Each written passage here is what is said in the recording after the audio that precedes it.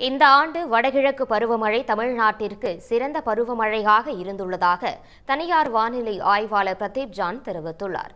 தனது எக்ஸ் சமூக வலைதளத்தில் பதிவிட்டுள்ள அவர், கடலோர மாவட்டங்களுக்கு அதிக அளவிலான மழைப்பொழிவை நல்கும் வடகிழக்கு பருவமழை இந்த ஆண்டு உள் மாவட்டங்களுக்கும் நல்ல மழைப்பொழிவை அளித்துள்ளதாக தெரிவித்துள்ளார். வழக்கமாக குறைந்த மழைப்பொழிவை மட்டுமே பெறும் திருப்பத்தூர், கிருஷ்ணகிரி, தருமபுரி மாவட்டங்களில் இந்த ஆண்டு வடகிழக்கு பருவமழை கூடுதல் மழைப்பொழிவை அளித்துள்ளதாக குறிப்பிட்டுள்ளார். 3 மாதங்களில் சராசரியாக 30 சென்டிமீட்டர் மழை மட்டுமே பதிவாகும் இந்த மாவட்டங்களில் 50 சென்டிமீட்டர் தொட உள்ளதாகவும் குறிப்பிட்டுள்ளார். டெல்டா மாவட்டங்களில் வழக்கம் போல நல்ல மழைப்பொழிவை அளித்துள்ளதாக தெரிவித்துள்ளார்.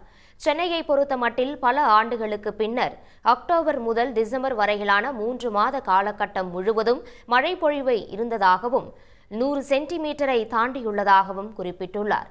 2020 முதல் தொடர்ச்சியாக 5 ஆண்டுகளுக்கு வடகிழக்கு பருவமழை நல்ல மழைப்பொழிவை அளித்துள்ளதாக கூறிய அவர், இதற்கு முன் 2005 முதல் 2011 வரை தொடர்ச்சியாக 7 ஆண்டுகளுக்கு வடகிழக்கு பருவமழை நல்ல மழைப்பொழிவை அளித்ததாக குறிப்பிட்டுள்ளார்.